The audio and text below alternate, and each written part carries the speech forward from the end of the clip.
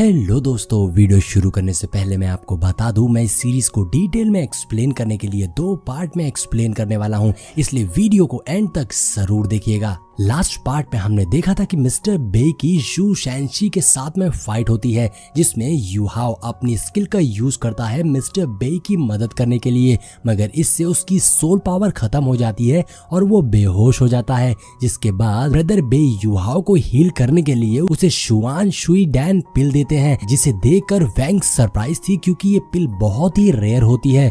अब एपिसोड की शुरुआत में हम देखते हैं यू हाओ के कॉटेज के आसपास सभी स्टूडेंट की एक अजीब सी स्मेल की वजह से दम घुटने लगता है। सभी अपने कमरों से निकलकर बाहर को भाग रहे थे क्योंकि वहां एक अजीब सी स्मेल फैली हुई थी जिससे वो सभी बर्दाश्त नहीं कर पा रहे थे। और वहीं हम यू हाओ को देखते हैं जिससे बाहर लोगों के शोर सुनाई देता है, जिसकी वजह से यू हाओ की नींद टूट जाती है और जैसे ही उसकी आंखें खुलती हैं उसे भी वो भयंकर स्मेल आती है, जिससे यू हाओ उठ के बैठ गया था और वो देखता है कि ये स्मेल तो उसकी ही बॉडी से आ रही है। यू हाओ सोच रहा था कि ये कैसी अजीब सी स्मेल है। जब यू हाओ भी उस स्मेल को बर्दाश्त नहीं कर पाता तो कमरे से निकल के बाहर को भागता है। अब उसकी इस स्मेल से आसमान में उड़ रहे पक्षी तक बेहोश होकर नीचे गिर जा रहे थे, इसलिए यू हाओ तुरंत ही बात लेने चला जाता है। तब जाके उसे इस स्मेल से छुटकारा मिलता है। जिसके बाद यू हाओ प्रैक्टिस करने बैठ गया था, जहां यू हाओ नोटिस करता है कि उसके मेरिडियंस पहले से और भी ज्यादा बेहतर हो गए हैं। यू हाओ के मेरिडियंस थिक और वाइड हो गए थे, जिससे कि अब उसकी मेरिडियंस ज्यादा पावर एब्जॉर्ब कर सकते थे और इसकी वजह से यू हाओ की स्ट्रेंथ बढ़ गई थी। साथ ही यू हाओ देखता है कि उसकी बॉडी में पर्पल डीमन लॉर्ड आई माइक्रो लेवल में मौजूद है, जिससे यू हाओ समझ नहीं पा रहा था कि ये सोते सोते क्या मेरा पुनर्जन्म हो गया है। अब ये सब क्यों हो रहा है ये आपको आगे पता चलेगा। तभी वहां वैंग आता है जो कमरे में घुसने से पहले स्मेल चेक करता है।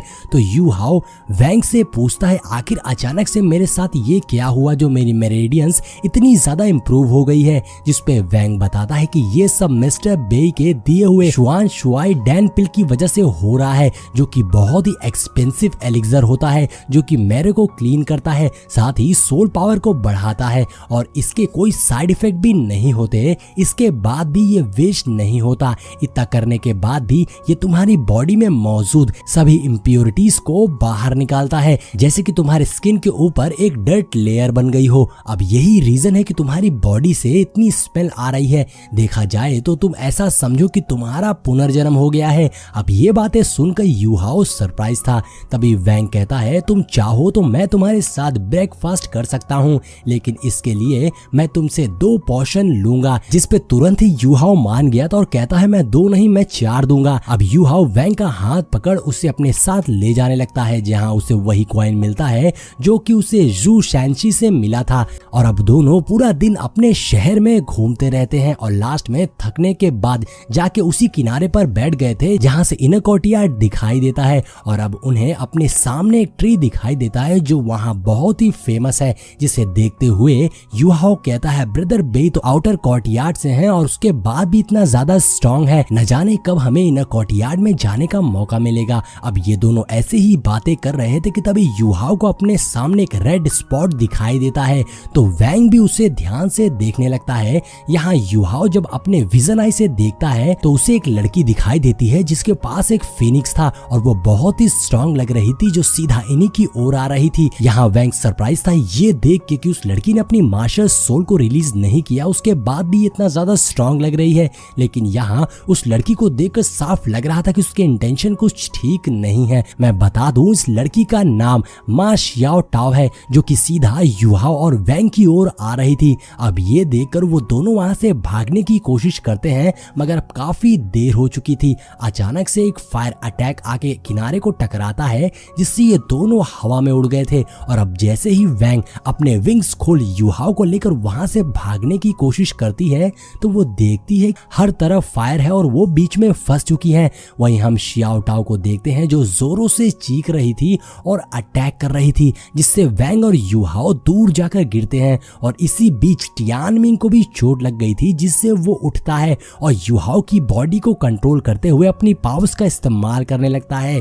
जहां टियानमिंग ने आइस फ्रीज फॉर्मेशन का इस्तेमाल करते हुए शियाओ टाओ पर हमला कर दिया था, जिससे बचने के लिए शियाओ टाओ पूरी कोशिश कर करती है, मगर टियानमिंग ने उसे फ्रीज करके पानी में गिरा दिया था। और यहाँ टियानमिंग भी नोटिस करता है कि युआओ की स्ट्रेंथ कुछ बढ़ सी गई है, जिसकी मदद से उसने फर्स्ट सील को ओपन कर लिया है। तभी टियानमिंग की नजर उनकी ओर आ रहे कुछ बंदों पर पड़ती है, जिन्हें देखकर टियानमिंग वापस सोने चला जाता है, जिससे युआओ तुरंत ही बेहोश होकर नीचे गिर गया था। तभी वहाँ पर एक डिसिपल आता है जो युआओ और वेंग को चेक कर रहा था, और वहाँ पर हेडमास्टर भी आ गए थे। वो डिसिपल मास्टर को बताता है कि आउटर कोर्टयार्ड के स्टूडेंट्स इंजर्ड हो गए हैं। तो हेडमास्टर युआओ की कंडीशन चेक करते हैं, जहाँ उन्हें पता चलता है कि युआओ ठीक है, वो इंजर्ड नहीं हुआ है, किस्मत से वो बस बेहोश हुआ है। अब वहाँ और भी मास्टर्स आ गए थे, जहाँ वो हेडमास्टर मास्टर जुआन से युआओ और वेंग को ले जाकर उनकी केयर करने को कहते हैं, ताकि वो जल्द से जल्द होश में आ सके।